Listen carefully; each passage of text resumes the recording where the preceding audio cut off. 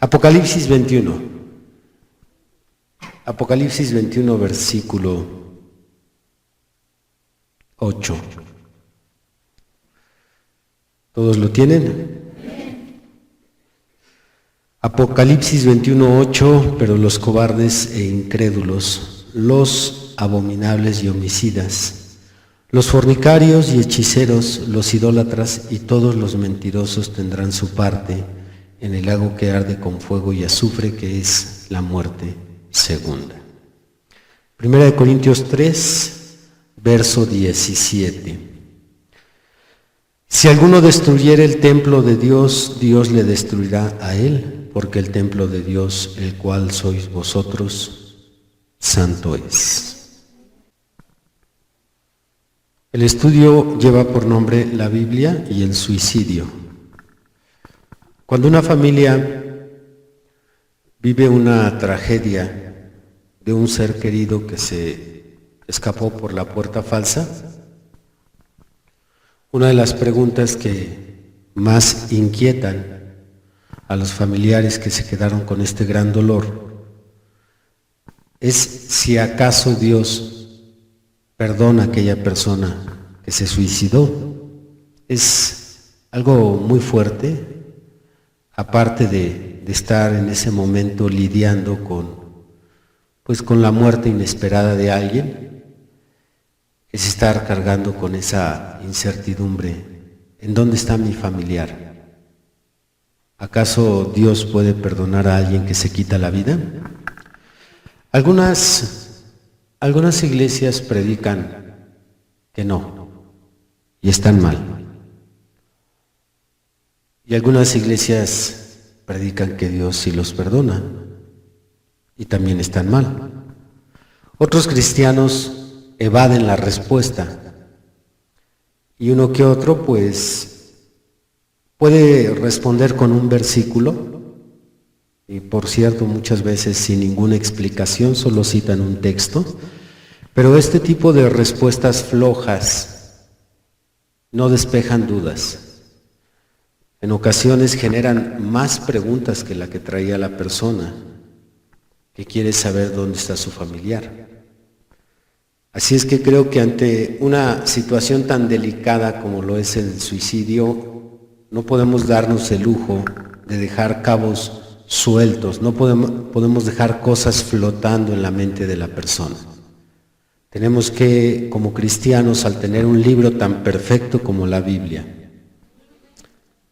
un libro tan lleno de sabiduría, un libro que ilumina la mente y el corazón del hombre, tenemos que dar una respuesta concreta y al mismo tiempo tenemos que dar una respuesta amplia. ¿Por qué es difícil dar la respuesta concreta y amplia sobre la pregunta del suicidio? Porque la Biblia no menciona de forma explícita, no menciona las consecuencias eternas de aquellas personas que cometen el acto del suicidio. Tenemos escrituras que nos dan un poquito de luz, nos dan una idea, pero explícitamente no hay ningún pasaje, no hay ningún libro, no hay ningún capítulo que nos diga qué es de la persona que se quita la vida. Por eso es complicado dar una respuesta concreta y amplia. Y a esto le aumentamos un reto, que la respuesta que vamos a dar a esta pregunta debe de ser una respuesta que no contradiga otras escrituras, que no contradiga la naturaleza de Dios, que mantenga armonía con la forma en que Dios ha obrado a través del tiempo. Entonces es todo un reto. Vamos a trazar en nuestro estudio una respuesta con el método deductivo. Hay dos formas de responder, inductivamente y deductivamente, pero yo lo voy a trazar con el método deductivo y de esa manera podremos llegar a encontrar esa respuesta concreta y amplia. Tenemos 5 casos en la Biblia de suicidio, 5 casos de suicidio.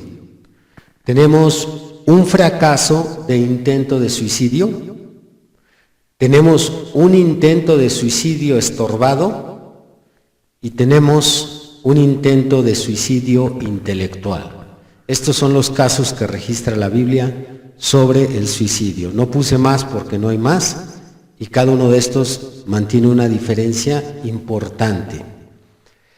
No vamos a estudiar cada uno de ellos a fondo en todo su contexto, solamente vamos a pasar de rapidito por cada uno de estos casos. Quien conoce bien su Biblia inmediatamente ubica las circunstancias y el contexto en que se dieron estas escenas, pero vamos a leer los versículos contundentes para que podamos saber qué es lo que sucedió en cada uno de estos casos. Mi alma alaba al Señor Jesucristo. Bien, vamos a comenzar con los casos de suicidio registrados en la Biblia. Tenemos un escudero de la corte real del rey Saúl, quien al ver que su rey estaba muriendo y se echó sobre su espada, él mismo hizo lo mismo, él mismo hizo lo que su rey. Nada más que Saúl no logró su propósito, mientras que ese siervo de la corte sí logró su propósito. Abran 1 Samuel capítulo 31. Ahí en el versículo 4 y 5.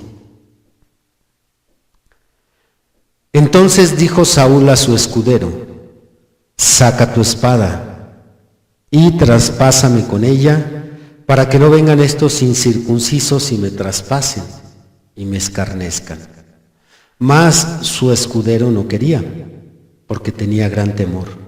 Entonces tomó Saúl su propia espada y se echó sobre ella, y viendo su escudero a Saúl muerto, él también se echó sobre su espada y murió con él. Se suicidó. El segundo caso de suicidio que voy a citar es el de Ahitofel. Dos consejeros que primero sirvieron al rey David, y después de que se subleva el hijo del rey, Absalón, aconsejaron a Absalón. Claro que uno de ellos estaba por ahí de espía, estaba camuflajeado. Y cuando se pide consejo para ver qué es lo que se va a hacer con el rey David, cuando Absalón les dice: muy bien, tenemos a mi padre, ¿qué es lo que vamos a hacer con él? Bueno, ambos presentan su consejo, Ahitofel y Usaí Arquita. Al no seguir el rey Absalón el consejo de Ahitofel, este fue frustrado a su casa y se suicida. Segunda de Samuel 17.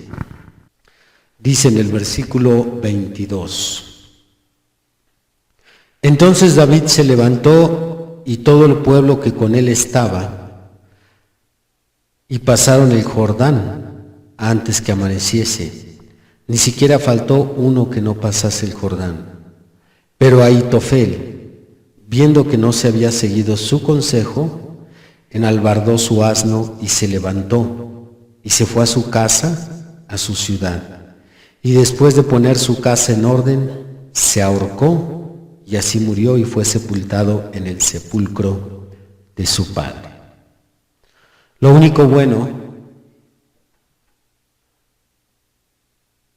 si es que puede haber algo bueno en una decisión como esta, es haber pagado las deudas, es haber dejado dinero para los niños para que fueran a la escuela, haberse arreglado con la esposa. Es lo único bueno, porque hay otros inconscientes que se matan y dejan todas las deudas pendientes, dejan problemas y desgracian a la familia, primero con el dolor y la confusión que causan con su suicidio, y aparte dejan todas esas cosas. Así es que si existiera algo bueno en una decisión como esta, fue lo que hizo Ahitofel, dejar en orden todo. El tercer caso de suicidio está en Zimri, uno de los reyes de la nación de Israel. Él llegó a ser rey Claro está, no de una manera correcta, porque alcanzó la monarquía por medio de un golpe de Estado, derrocando al rey anterior. Sin embargo, por ahí hubo un conflicto con un contemporáneo de él, Omri, y siendo que el pueblo no lo apoyó, pues entonces él se mete a la casa real y incendia la casa real y muere ahí, se quita la vida. Probablemente era pirómano, no lo sé, hubiera sido creo que otro tipo de muerte menos dolorosa, pero escogió esa. Bien, vayamos a Primera de Reyes, capítulo 16. Y la iglesia le da la gloria a Jesucristo. Dice en el mismo versículo 16, y el pueblo que estaba en el campamento oyó decir, Zimri ha conspirado y ha dado muerte al rey. Entonces todo Israel puso aquel mismo día por rey sobre Israel a Omri, general del ejército, en el campo de batalla, y subió Omri de Gibetón, y con él todo Israel, y sitiaron a Tirsa. Mas viendo Zimri tomada la ciudad, se metió en el palacio de la casa real, y prendió fuego a la casa consigo, y así murió. ¡Ay, qué cosas tan tremendas! Como estas personas o estos personajes que están en una posición alta, que tienen una economía desahogada, que tienen influencias, que tienen poder, ¿cómo terminan su vida tan triste aquí en la tierra? Comentaba apenas hace unos cultos de este actor Robin Williams, cómo se quitó la vida a los 65 años, siendo uno de los actores más famosos, más populares, millonarios en Hollywood. Bueno, para que usted vea que el dinero no lo es todo, la fama no lo es todo, el poder no lo es todo. Aún esa gente que tiene lo que usted anhela, mire cómo termina su vida. Pasemos al siguiente caso, es el más famoso que existe en la Biblia y es el de Judas, quien queda tan emocionalmente perturbado por la decisión que toma de traicionar a su maestro.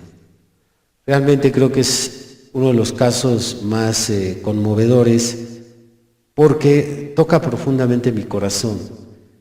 ¿Cómo se ha de haber sentido el grado de culpabilidad? Podemos quizás entender un poco a Judas, porque aquellos que nos duele ofender al Señor y aquellos que hemos tomado decisiones equivocadas, en ocasiones hemos cargado con ese sentido de culpabilidad por días o semanas. Eso es lo que llevó a Judas a quitarse la vida, el estar piense y piense en la decisión que tomó en traicionar a su maestro. Mateo 27. Versículo 3 al 5.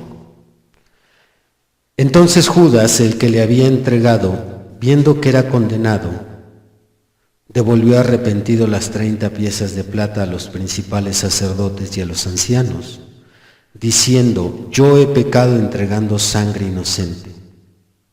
Mas ellos dijeron, ¿qué nos importa a nosotros? Allá tú. Y arrojando las piezas de plata en el templo, salió y fue y se ahorcó.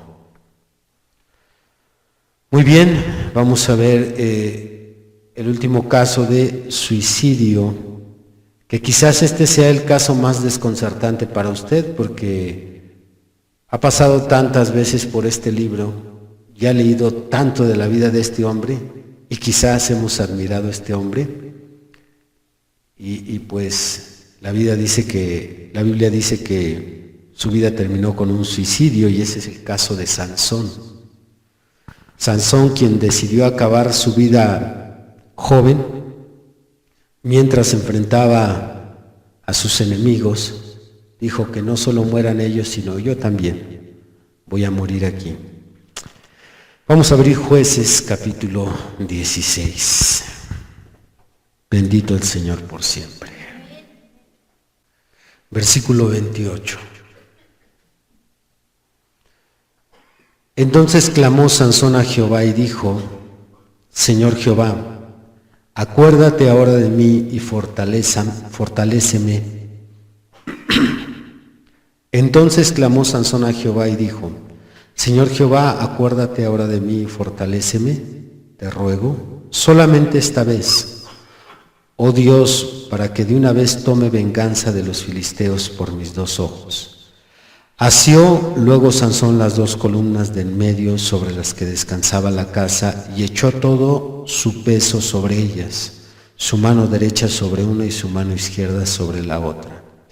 Y dijo Sansón: muera yo con los filisteos. Entonces se inclinó con toda su fuerza y cayó la casa sobre los principales y sobre todo el pueblo que estaba en ella. Y los que mató al morir fueron mucho más que los que había matado durante su vida. Hasta ahí la escritura. Bien, aquí tenemos estos 5 casos de suicidio. Ahora vamos a ver un caso de un fracaso de intento de suicidio. Y este es el caso de Saúl. Leímos que Saúl se echó sobre su espada, y aunque ese versículo dice que su escudero lo vio muerto, dice que lo vio muerto, mas no dice que Saúl murió. Él lo vio muerto, pero en realidad todavía pasaron minutos, exactamente no sé cuánto, pero Saúl seguía ahí en agonía, no podía morir. Así es que en realidad solo fue un intento de suicidio. Saúl no murió en un suicidio, sino que lo mataron. Vamos a leer cómo más adelante en el siguiente libro fue un amalecito el que confiesa su pecado. Él iba por la recompensa, quizás era hasta un cazarrecompensas, porque llegó con el informe bien gozoso. Y cuando el rey David le dice: ¿qué has sabido? Él le narra todo, le cuenta cómo estuvo y le dice: y yo maté al rey. Y qué sorpresa. David dice: pues con tu propia boca mueres, mátenlo, porque no tuvo temor de matar al ungido de Dios. Y se lo descabecharon a la amalecita. Segunda de Samuel, capítulo 1. Segunda de Samuel 1, verso 6. El joven que le daba las nuevas respondió: casualmente vine al monte de Gilboa y hallé a Saúl que se apoyaba sobre su lanza y venían tras él carros y gente de a caballo. Y mirando él hacia atrás me vio y me llamó y yo dije: heme aquí. Y me preguntó: ¿quién eres tú? Y yo le respondí: soy amalecita. Y me volvió a decir: te ruego que te pongas sobre mí y me mates, porque se ha apoderado de mí la angustia, pues mi vida está aún toda en mí. Yo entonces me puse sobre él y le maté, porque sabía que no podía vivir después de su caída. Y tomé la corona que tenía en su cabeza y la argolla que traía en su brazo, y las he traído acá a mi señor. Entonces David, haciendo de sus vestidos, los rasgó, y lo mismo hicieron los hombres que estaban con él. Y lloraron y lamentaron y ayunaron hasta la noche por Saúl y por Jonathan su hijo, por el pueblo de Jehová y por la casa de Israel, porque habían caído a filo de espada. Y David dijo a aquel joven que le había traído las nuevas: ¿de dónde eres tú? Y él respondió: yo soy hijo de un extranjero, amalecita. Y le dijo David: ¿cómo no tuviste temor de extender tu mano para matar al ungido de Jehová? Entonces llamó David a uno de sus hombres y le dijo: ve y mátalo. Y él lo hirió y murió. Qué tremendo, hermanos. Qué tremendo. Me recuerda a aquellos 2 también que llegaron con David, pero estos habían matado a...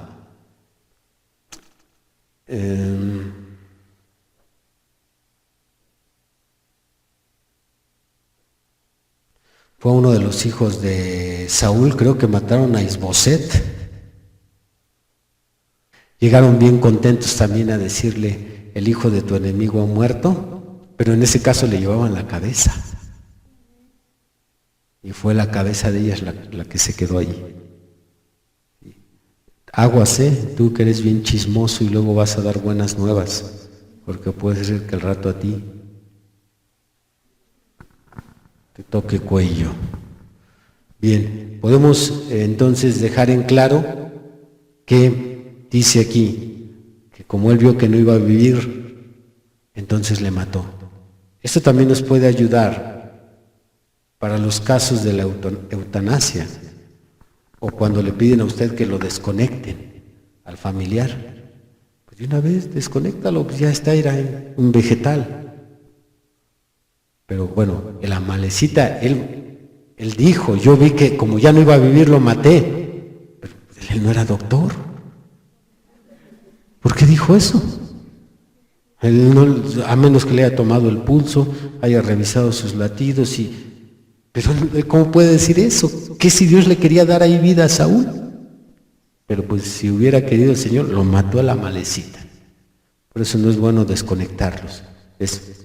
Espérese a ver qué Dios dice.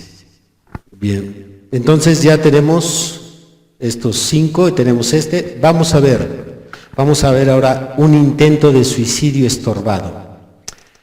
Usted recuerda, esta escena es en los días de la primera iglesia primitiva, y se da en una cárcel, cuando un terremoto abre todas las celdas. El carcelero se pone nervioso porque él sabía que Roma le iba a hacer pagar la fuga de esos reos con su vida. Así es que saca la espada y está listo para matarse, pero el apóstol Pablo lo estorba. Hechos 16. Hechos 16, 26.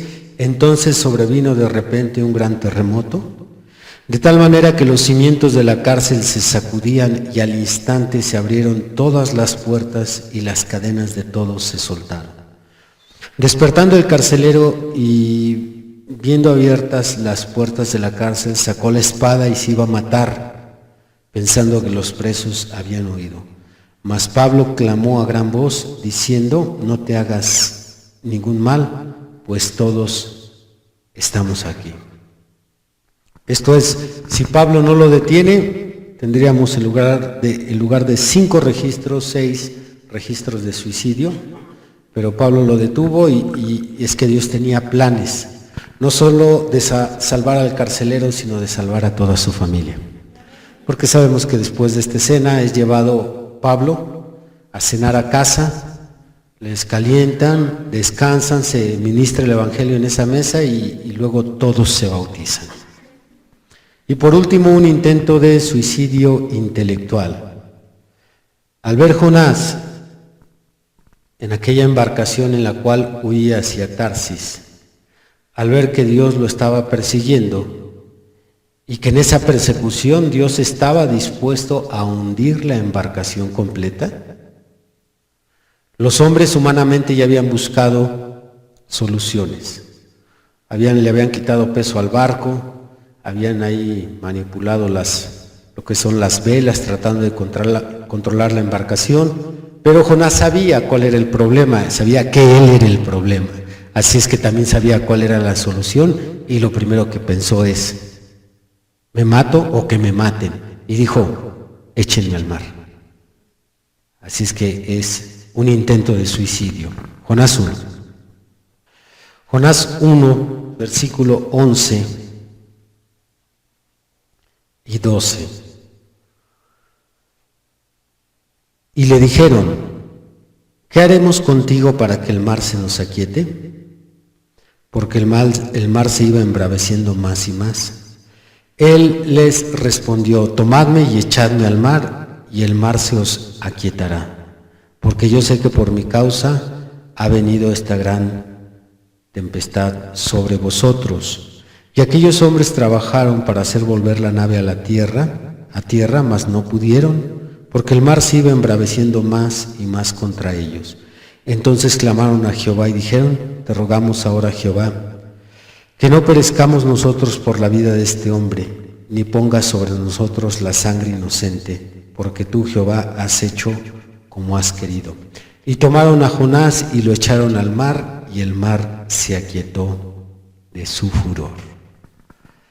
También, al igual que el carcelero, si el Señor no hubiera tenido planes para Jonás, si no hubiera tenido trabajo nada más porque tenía una tarea en Nínive, probablemente ahí hubiera muerto Jonás. Si no ahogado, se lo hubieran cenado los tiburones. Muy bien, después de analizar ahora sí estos casos, primero voy a demostrar que el pago del pecado del suicidio, es el lago de fuego. Las dos escrituras que leímos al inicio demuestran de una manera contundente que suicidarse, lo único que puede recibir la persona como pago es ir al lago de fuego. Vamos a ver primero la carta de Pablo a los Corintios, 1 Corintios 3, y la van a leer ustedes para que retengan el contenido del versículo. Verso 17. Adelante. Si alguno destruyere el templo de Dios, Dios le destruirá a él, porque el templo de Dios, el cual sois vosotros, santo es. Muy bien, un poquitito más fuerte. Adelante. Si alguno destruyere el templo de Dios, Dios le destruirá a él, porque el templo de Dios, el cual sois vosotros, santo es. Ahora Apocalipsis 21, por favor. Versículo 8. Pero los cobardes e incrédulos, los abominables y homicidas, los fornicarios y hechiceros, los idólatras y todos los mentirosos tendrán su parte en el lago que arde con fuego y azufre, que es la muerte segunda. Pablo está diciendo que nuestros cuerpos son un templo y que la responsabilidad de lo que le suceda a cada uno de estos templos, Dios nos la delega a nosotros. ¿Qué va a hacer de este templo aquí sentado? Cómo lo vista, cómo lo arregle, que le meta, que le quite, porque a veces hay mujeres que empiezan a destruir su templo antes de tiempo. Vamos a operarla, porque esta nariz no me gusta. Vamos a cortarle aquí, a mutilarle acá. Es por eso que una mujer no puede cortarle ya sus ovarios. Dios va a pedir cuenta de ese templo. Dios nos delega la responsabilidad del cuidado de este templo. Y si yo me atrevo a destruirlo, el mismo verso dice, yo te lo advierto, tú destruyes el templo y yo te destruyo a ti. Lo que le hagas a tu templo. Algunos comienzan su destrucción desde mucho antes y otros cuando llegan a ese paso, a esa encrucijada donde dicen creo que la única salida es matarme, entonces destruyen este templo y Dios va a destruir ahora no el cuerpo, porque ellos ya destruyeron el templo, ahora va a destruir su espíritu. El templo, estos templos, la única manera de destruirlos es quitándoles la vida, porque son templos vivientes. Es la única manera de destruirlos, privándolos de vida. Pero una vez que alguien se atreva a destruir ese templo, entonces Dios salda la cuenta destruyendo su espíritu. Tú acabaste con tu cuerpo, yo voy a acabar con tu espíritu. Esa es la sentencia. ¿Qué ley está aplicando Dios? Está aplicando la ley de ojo por ojo. Cuando usted lee esta ley en Levítico o en Deuteronomio, cualquiera de los dos libros aparece, es ojo por ojo, diente por diente, pie por pie, mano por mano, vida por vida. Tú destruiste esa vida que era mía, ese templo es mío, ese templo es del Espíritu Santo. Tú lo destruiste, ahora yo te voy a destruir a ti. Tú destruiste la vida física, ahora yo destruyo tu vida espiritual. Y el lugar de destrucción es el lago de fuego. Este es por el lado de 1 Corintios 3:17. Por el lado de Apocalipsis 21:8, la otra interpretación que tenemos aquí es la violación del sexto mandamiento. El sexto mandamiento, que una traducción deficiente como la nuestra dice no matarás, pero esa traducción no es muy fiel. Más bien el sexto mandamiento es no cometerás homicidio, o en un lenguaje más coloquial, asesinato. Y el suicidio es un auto-homicidio, la persona se está matando a ella misma. Pero como en el momento en que decide quitarse la vida, ya no tiene después espacio para arrepentirse ni pedir perdón, murió cometiendo homicidio, él mismo se mató. Por estas dos razones podemos entender que está más que claro que aquel que se quite la vida, Dios lo destruirá a él. Pero esto no es todo. Hasta aquí, lo mencionado, solo estamos analizando la sentencia, nada más, la sentencia. Sin embargo, ahora tenemos que considerar razones y circunstancias. Repitan, razones y circunstancias. Que le van a dar un giro completo al tema del suicidio. Ya cuando hablamos de razones y circunstancias, entonces es importante comprender que Dios toma en cuenta razones y circunstancias cuando alguien peca. Incluso en un mismo pecado, en dos personas, un mismo pecado, están de por medio y son decisivas las razones y las circunstancias. Vamos a ver un ejemplo de razones y circunstancias de cerca. Abra Mateo capítulo 10, versículos 32 y 33.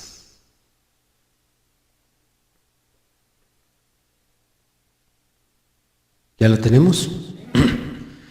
A cualquiera, hago esta observación, para quien tenga Biblias con letra roja, usted sabe que las palabras del Señor Jesús siempre aparecen así.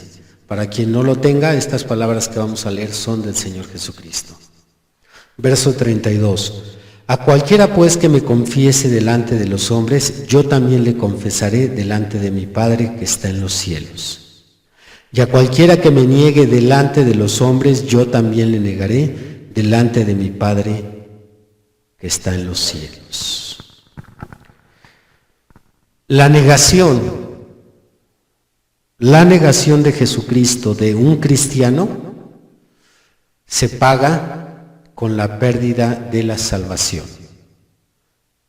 Hemos oído por muchos años enseñanzas sobre aquellos pecados que no alcanzan perdón y comúnmente se citan la blasfemia y el suicidio, son los más frecuentes que aparecen.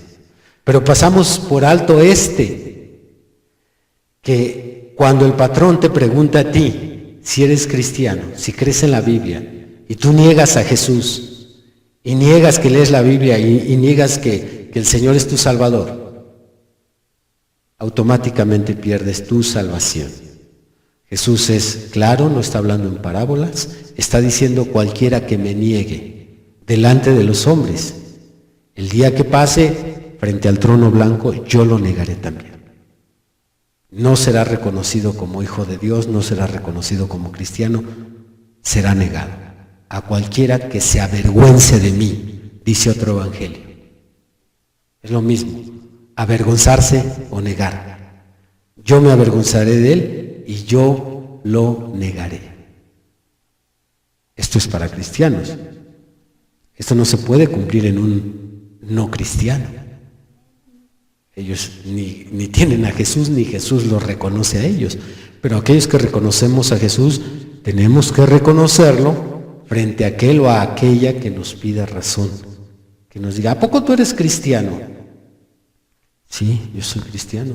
Y leo la Biblia y me congrego o en su caso, no, yo no, mi familia. Pero entonces esa Biblia la llevo a la casa y empieza a darte pena y a avergonzarte y te pones rojo. A cualquiera que me niegue yo lo negaré. Grave pecado. Sin embargo, todos sabemos que existe una historia en la Biblia de dos discípulos que negaron a Jesús. Dos, el apóstol Pedro y el apóstol Judas.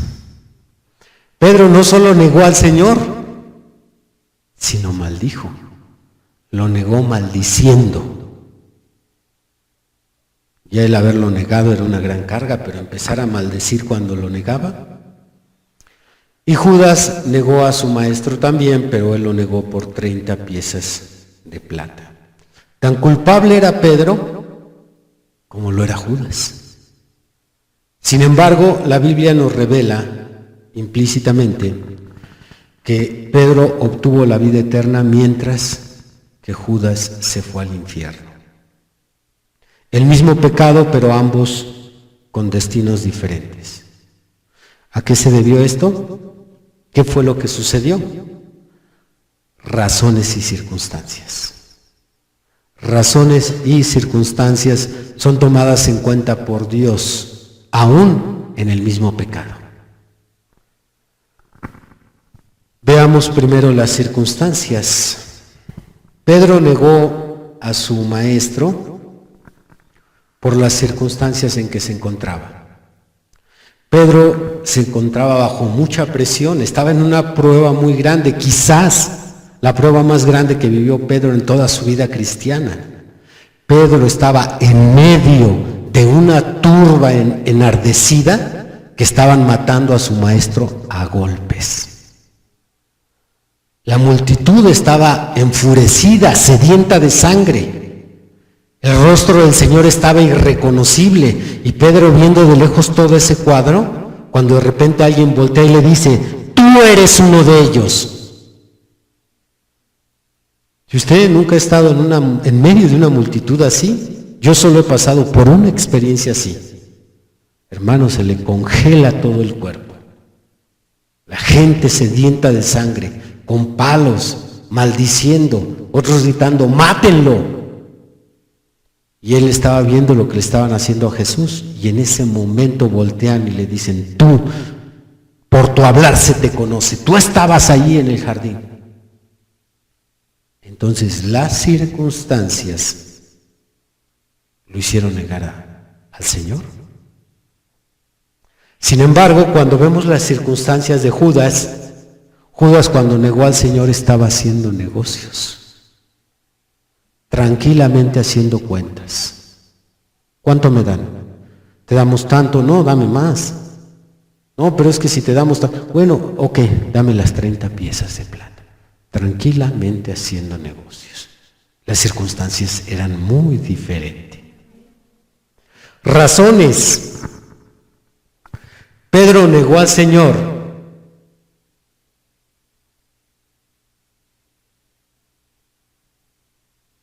porque fue pedido para ser zarandeado como el trigo.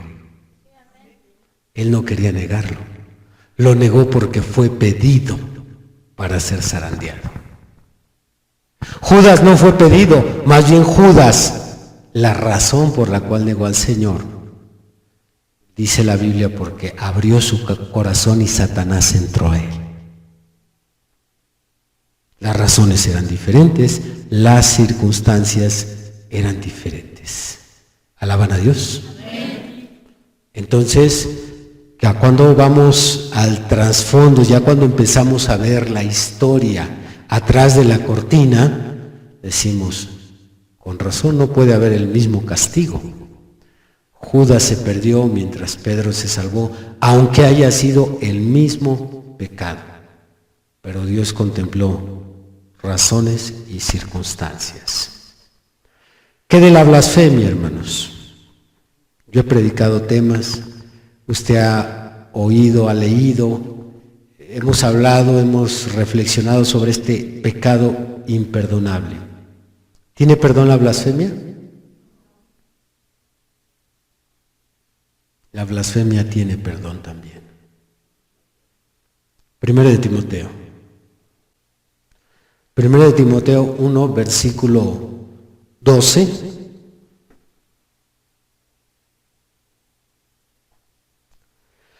Doy gracias al que me fortaleció, está hablando el apóstol Pablo.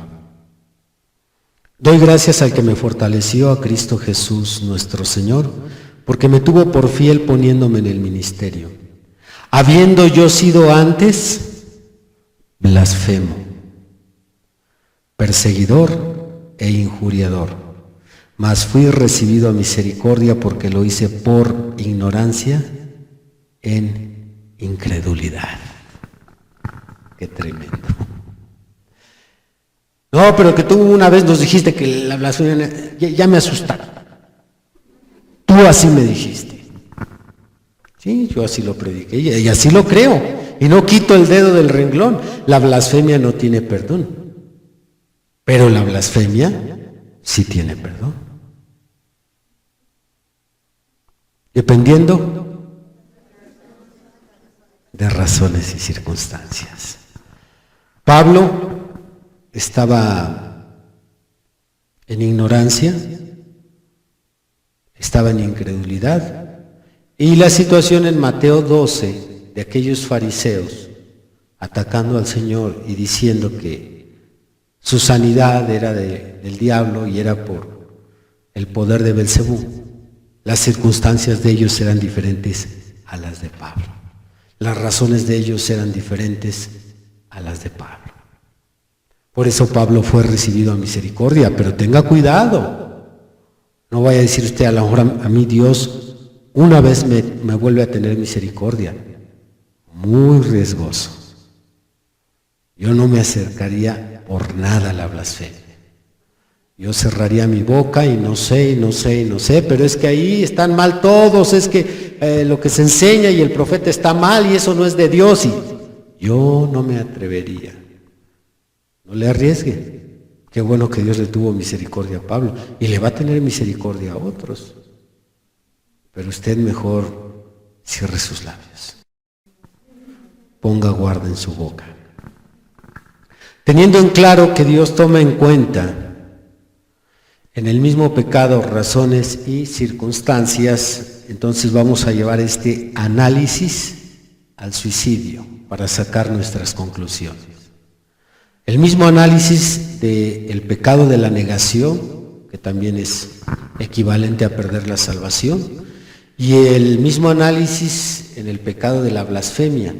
Bueno, ahora llevamos exactamente lo mismo a una situación de suicidio. Sobre el suicidio, tengamos en cuenta que no siempre son las mismas razones por las cuales la persona se quita la vida y tampoco se encuentran bajo las mismas circunstancias. Vamos a meditar en razones y circunstancias. Una vez, ya hace años, me hicieron la pregunta si acaso se había salvado el cadete Juan Escutia.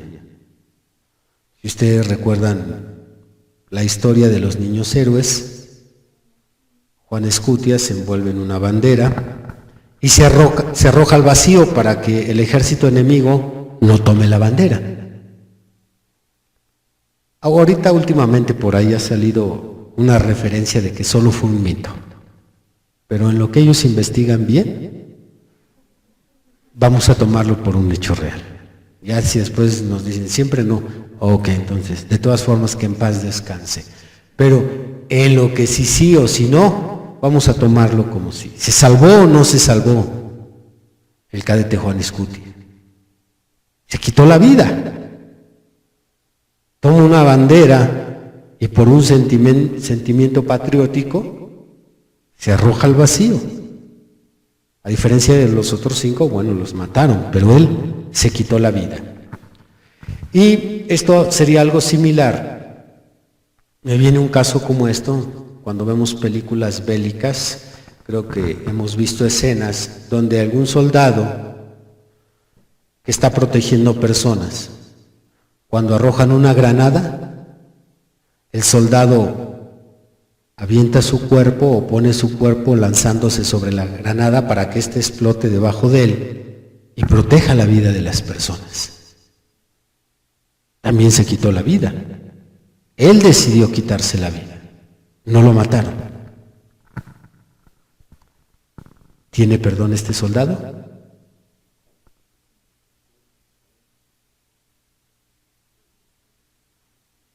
No dispare tan pronto.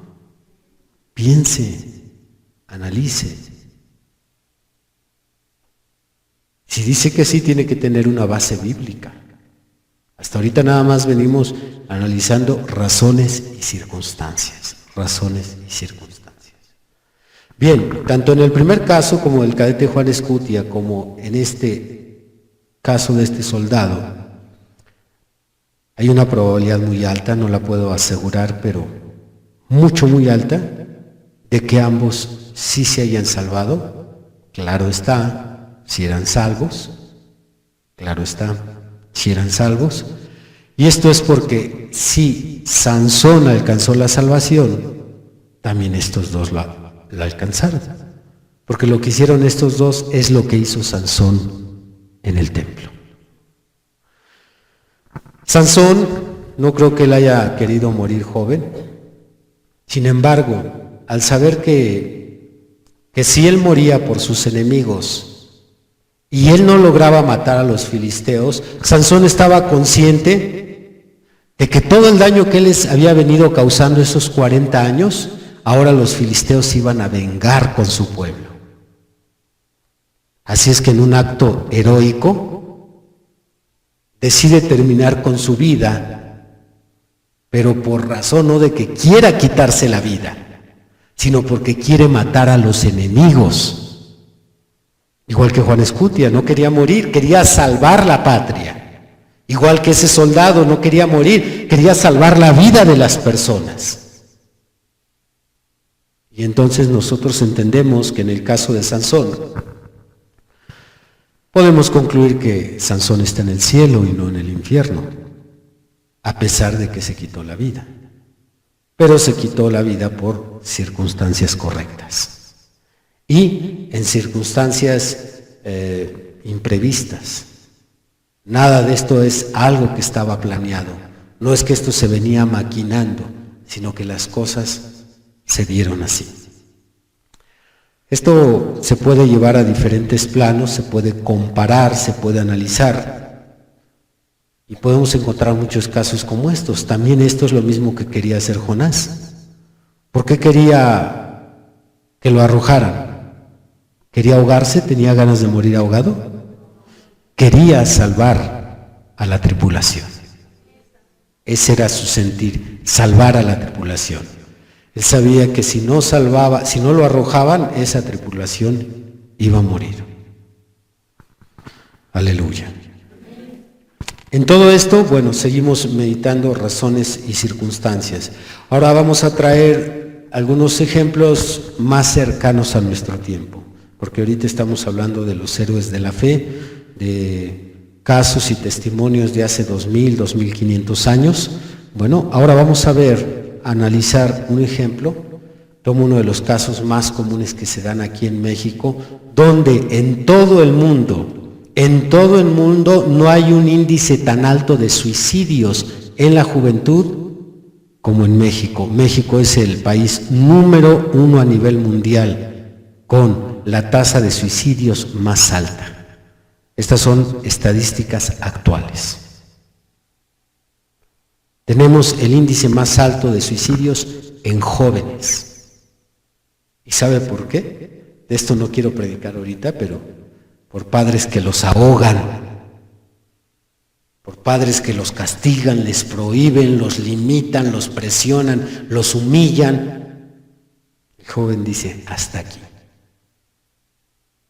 Ningún país rebasa México en nivel de suicidios. Bien, en mi ejemplo vamos a pensar en un caso real, de los muchos que existen, un niño de 12 años que ha crecido desde los 5 años, tiene 12, ha crecido desde los 5 años abusado sexualmente por su padrastro, obligado a trabajar desde temprana edad, en las esquinas, vendiendo chicles y dulces y llevar dinero a casa. Y, para rematar, constantemente golpeado. 7 años de constante sufrimiento, 7 años seguidos, en casa, todos los días, maldiciones, golpes, insultos, humillaciones, más aparte lo que le hacen a su cuerpecito, constantemente, constantemente, constantemente. Nunca huyó del Evangelio. A sus 12 años no tiene libertad de ir con los amigos, nunca se acercó con amiguitos, nadie le habló de la Biblia. Así es que este niño, en un momento de depresión, se toma una botellita completa de fármacos y termina con su vida.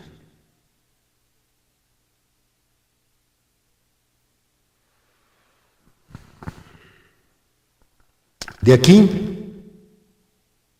se pueden mencionar 3 cosas que no debemos de pasar por alto, de este suicidio. 3 cosas. Número 1, estamos hablando de una vida de constante sufrimiento. Número 2, estamos hablando de una vida de una edad inmadura, solo tiene 12 años. Y número 3, nunca había oído del Evangelio. Nunca. Al pensar en razones y circunstancias, bueno, las circunstancias nos muestran que este niño no quería acabar con su vida, lo que quería era acabar con su sufrimiento. Él no pretendía irse joven, no estaba deseoso de matarse por pasión o por un trastorno mental, no. En su momento eso es la única puerta de escape que él vio a su sufrimiento. Un suicidio como este sería muy difícil, por lo menos para mí, de creer que todavía Dios lo va a castigar más de lo que ya sufrió aquí en la tierra. Esto es, después de todo lo que hicieron ahí, ahora sí aparece Dios, ahora sigo yo y lo manda al infierno. Inaceptable. Inaceptable. Si el Señor consideró las circunstancias de Pedro y Judas y consideró las circunstancias de los fariseos religiosos y de Pablo, ¿qué de una situación como esta? Nosotros, dice la Biblia, siendo malos, si tuviéramos que juzgar, no diríamos, ¿sabes qué, niño? Pues te violaron, te golpearon, sufriste mucho, a mí no me importa. Así es que al infierno. Pero nadie me habló, ni modo, qué lástima. Nosotros no haríamos algo como eso. El juez justo de la tierra tampoco lo haría. Razones y circunstancias. Pero ¿qué de un empresario a los 40 años de edad, a quien se le ha invitado a acercarse a Dios, se le ha hablado de la Biblia, y él rechaza todo lo que sea religión, él rechaza todo lo que sea Dios, no le da importancia, él lo que le interesa son sus negocios aquí en la tierra. Así que él de repente emprende un negocio en el que invierte muchos años de su vida. Sacrifica a su familia, sacrifica su descanso, trabaja y trabaja en esa inversión de ese negocio y de repente también entabla una relación sentimental con una mujer. A los pocos años, esta mujer le es infiel, lo engaña con otro hombre y se va. Su negocio se va a la quiebra. Así es que él entra en una depresión y queriendo escapar de esa depresión, porque ya no puede con su mente confusa, ya que su negocio quebró, la mujer que amaba lo abandonó y se siente tan mal que él decide quitarse la vida, igual que el niño de 12 años. No responda, por favor no responda. Solo pregunto, ¿cree que Dios lo perdone?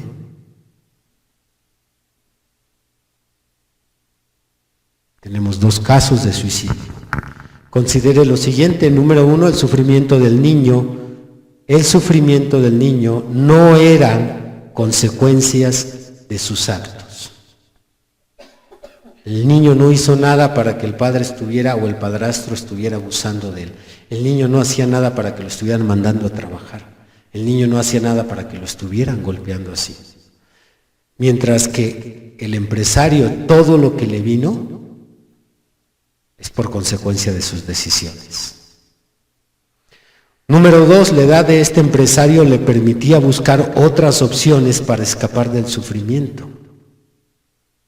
Él sí hubiera tenido otras opciones, como ir con un terapeuta, ir con un psicólogo, ir a un grupo de rehabilitación, ir a una iglesia cristiana. El empresario sí tenía otras opciones. El niño, por ser menor de edad, no tenía ninguna opción para escapar del sufrimiento. En tercer lugar, a este empresario se le había presentado a Cristo como una solución a sus problemas y él la rechazó. El niño nunca se le habló de la Biblia. Razones y circunstancias completamente distintas. Ambos se quitaron la vida, pero el gran juez, que toma en cuenta razones y circunstancias, él tomará la decisión perfecta. Todo esto nos permite entender que si los suicidios son diferentes y Dios toma en cuenta razones y circunstancias, aún en pecados capitales, como acabamos de ver, el pecado de la negación de Jesús o el pecado de la blasfemia, entonces podemos deducir que no todos los suicidios terminarán en el infierno. No todos los que se han quitado la vida recibirán el mismo pago, sino que habrá algunos casos donde Dios perdonará a aquel que se suicida. Y con exactitud a cuáles sí y a cuáles no, eso ya no está a nuestro alcance saberlo. Él es el juez perfecto que conoce los pensamientos, el corazón, las intenciones. Él sabrá. Cuando lo enfrenten a usted, para preparar nuestro cierre de nuestro tema, cuando lo enfrenten a usted con esta pregunta, ¿tal familiar mío se suicidó? ¿Alcanzó el perdón? ¿Dios le tendrá misericordia? ¿Habrá una oportunidad de que se salve? Bien, muévase con cautela y considere lo siguiente. Le voy a dar solo 3 consejos. Por favor, considere lo siguiente. Si el suicidio es reciente, en ese momento la familia está muy dolida, está muy confundida, así que no responda de inmediato. No dé una respuesta de inmediato. Aunque no tenemos la respuesta exacta, podemos darnos una idea. Y decir, bueno, si las circunstancias fueron estas y estas y estas, y es un caso como el del niño, yo con mucha libertad pudiera decir, con mucha confianza, yo creo que Dios le tuvo misericordia y lo salvó. Yo pudiera decir eso con mucha confianza. Así es que no responda de inmediato, sino que pida tiempo para tener una plática más adelante.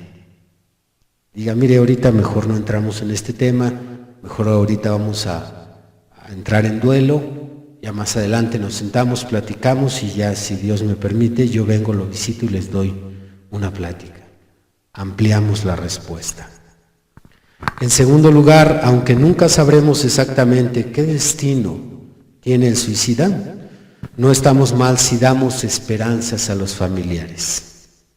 No está mal dar esperanzas a los familiares. Uno puede decirle, Bueno, por lo que usted me dice de él, probablemente Dios alcanzó misericordia. Dios le tuvo misericordia. Probablemente Dios quiso ayudarlo a último momento. No está mal dar esperanzas, no estamos mintiendo ni estamos comprometiendo a Dios.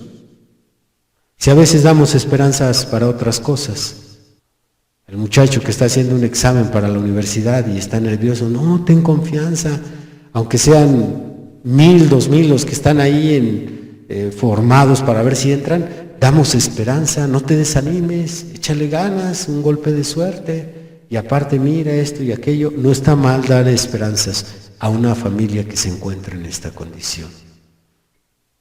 Y en tercer y último lugar, si no se siente calificado para entrar en este tema, expréselo y ofrezca ayuda por medio de otra persona que sea más calificada que usted.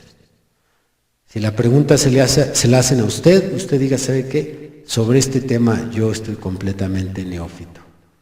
No sabría qué responderle, así es que, si le parece, voy a invitar a un hermano de la iglesia, a una hermana de la iglesia, si son mujeres, ella le puede explicar con más amplitud, con más detalles, que de su familiar. Estos serían los consejos, porque son temas muy delicados, sobre todo para esa familia que está pasando en ese momento por ese duelo. Creo que debemos de ser sabios, prudentes y sazonar la conducta cristiana. Y no nada más, pues yo he oído que se van al infierno, pues que yo sepa no tienen salvación, pues esto, pues aquello. Esa no es una forma sazonada de responder. El Señor elogia mucho a aquellos que aprenden a tener misericordia. ¿Alaban a Dios? Muy bien, hemos terminado. Pónganse de pie.